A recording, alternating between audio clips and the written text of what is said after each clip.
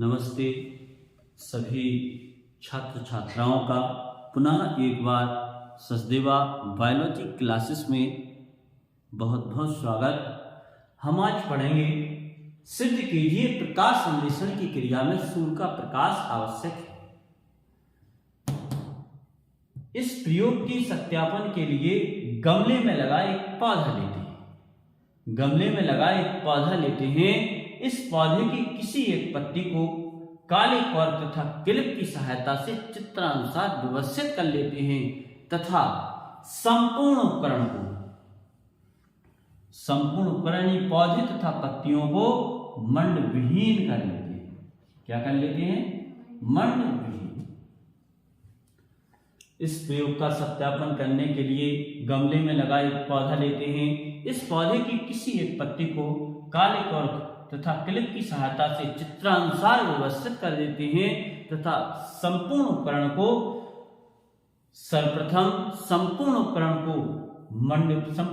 माने पौधे पत्तियों को मंड विहीन कर लेते हैं तथा उस पत्ती को जो काले कॉर्क के संपर्क में थी, इस पत्ती से काले कॉर्क तथा क्लिप को अलग कर देते हैं तथा पत्ती को तोड़ लेते हैं। ये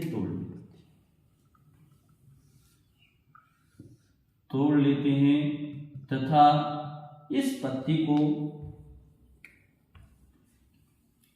एथाइल अल्कोहल के घोल में उबालते हैं। एथाइल अल्कोहल के घोल में उबालते हैं जिससे पत्ते रंगहीन हो जाते हैं। इस रंगहीन पत्ती के ऊपर आयोडीन का घोल डालते हैं। आयोडीन का घोल डालने के पश्चात हम देखते हैं कि पत्ती का वह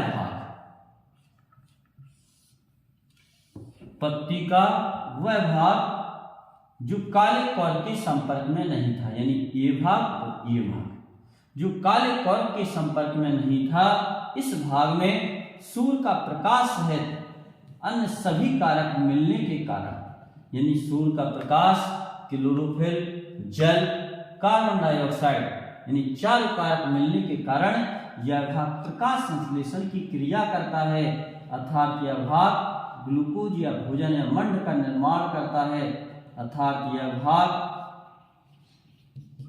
काला नीला पड़ जाता है, अर्थात यह भाग मंड परीक्षण देता है।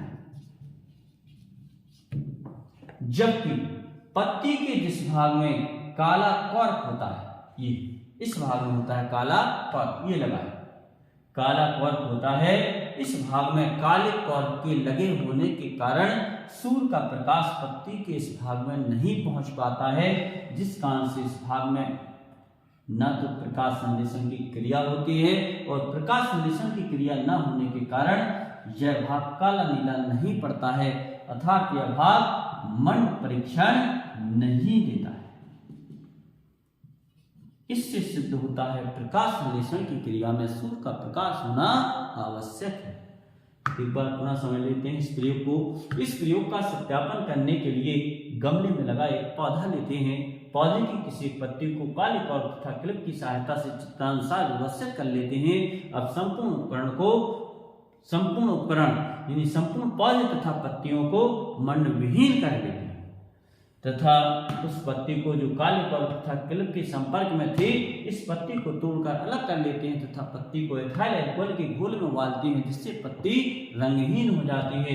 इस रंगहीन पत्ती के ऊपर आयोडीन का घोल डालते हैं। आयोडीन का घोल डालने के पश्चात हम देखते हैं कि पत्ती का जो भाग काले कॉर्क के संपर्क में नहीं था, ये वाले भाग काले कॉर्क के संपर्क में नहीं होते हैं। संपर्क में न होने के कारण इस भाग में सूर्य का प्रकाश सहित अन्य सभी कारक, यानी सूर्य का प्रकाश, क्लोरोफिल, जल तथा कार्बन डाइऑक्साइड सभी कारक मिलने के कारण यह भाग प्रकाश संश्लेषण की क्रिया करता है, अर्थात यह भाग मंड परीक्षण देता है, अर्थात यह भाग काला नीला पड़ने के कारण यह भाग मंड परीक्षण देता है।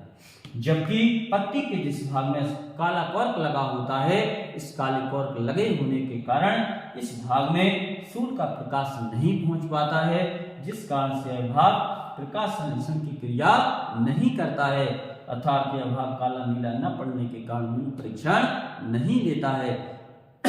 इससे सिद्ध होता है कि प्रकाश संश्लेषण की क्रिया में सूर्य का प्रकाश होना आवश्यक है। इस प्रकार से देखो प्रिय साथियों, आज के लिए ये प्रयोग इतना ही।